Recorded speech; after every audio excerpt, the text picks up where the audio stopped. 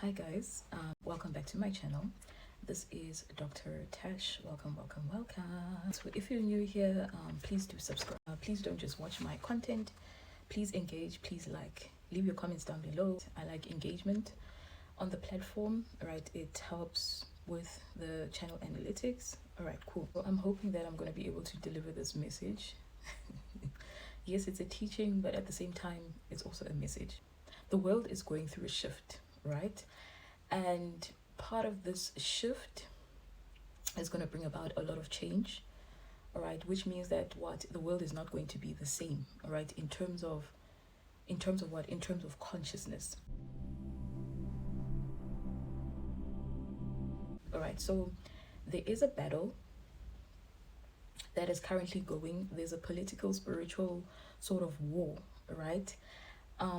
And this war, yes, it has to do with power and control, but it's also sort of a battle, right, for the human consciousness.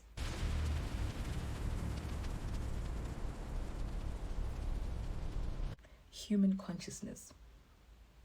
There's a battle for human consciousness. And why is this happening? It's because whoever gets to control the spirituality, right, of people, whoever gets to control the consciousness and how people perceive things, right, is the one that is in control. All right, there's a spiritual war that is taking place, right, as we speak. The people that are tapped in, all right, to their spirituality, they know exactly what I'm talking about.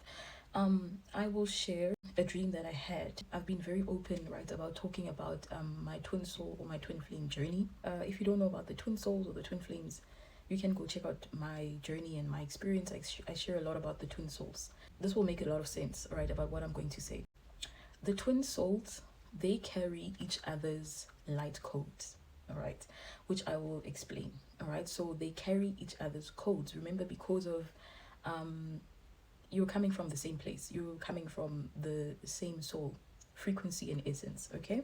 So I had this dream, and it was just after the initial twin reunion. So now I'm met with another dream, right? But in this dream, the atmosphere is very different. Basically, what's happening in this dream, there's a lot of commotion, right? There's a lot of commotion. There's people running up and down. Kiss pity pit, okay? In the dream, right? People going from left to right, people looking for each other. It almost seemed to me like lost souls dream. And then somewhere out of this commotion, here comes my twin soul. He grabs me by the hand, right? He says a couple of things in the dream state, right? And then I remember he said to me in the dream, I'm going to awaken. Okay, cool. Now I already know that, right? This person is on the journey to awakening, his soul awakening. And then all of a sudden, there were these men. I don't know if you've seen the movie The Matrix.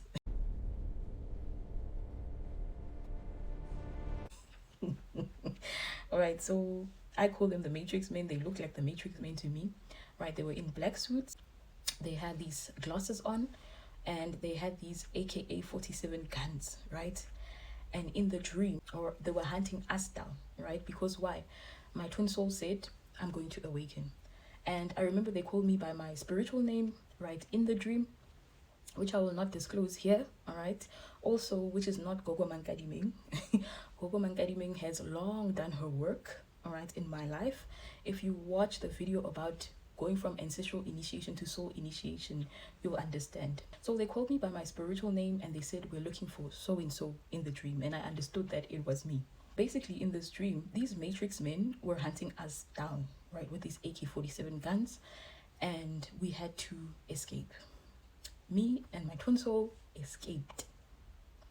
So there's a battle for the human consciousness, and the people that are awakening, right, and moving out of the grid, or that is what the Matrix, or the people who are keeping up the Matrix, does not want. All right, so it is a real thing. Those people who are tapped into their spirituality, they know what I'm talking about. The Matrix, right, is controlled, right, by the elite, right? The Matrix is everything that is in this 3D physical reality that has to do with structure and systems, all right? So what is keeping the Matrix alive, right? The Matrix thrives on unconscious people.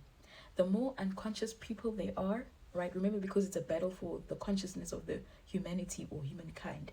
The more unconscious people there are, the more the matrix thrives or is able to survive, right? But the more people awaken and the more people that move out of this grid is causing the collapse of the matrix, all right? So what actually influences the human consciousness? Its structure, all right? So the education system, things that we've been taught and told, its religion. People are able to control you because of spiritual systems that are put into place.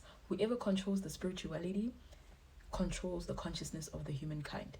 So if you have been told that there's Father Christmas, right, and every year this Father Christmas comes and gives you presents under a mistletoe tree, he comes and, you know, writes your name in the good books.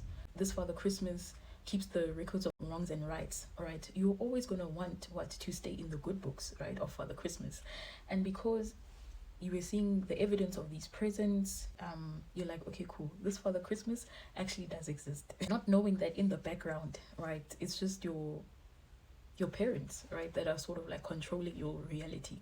All right, so the spiritual system controls consciousness, right?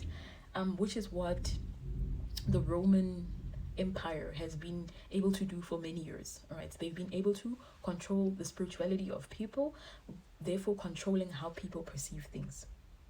And you will notice that how people perceive things is very different across the world.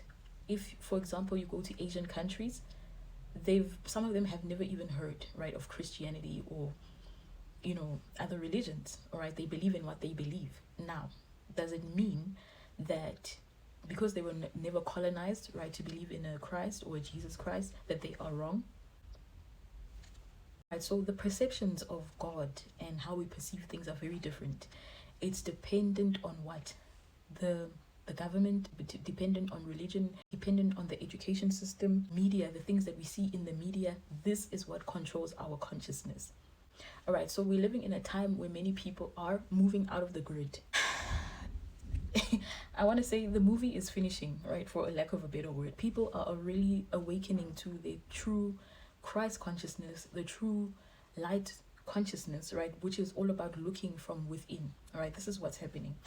The Christ was a scholar of this type of initiation. If you watch my video on the Christ, Yeshua, and his journey into Christhood, he was an initiate of higher consciousness, and his whole message was about awakening. His whole message was about the consciousness of God that exists within oneself. His whole message was about reaching God through the inner root, right, rather than looking for an external God outside of yourself, right? That was his true message, because of the battle for human consciousness.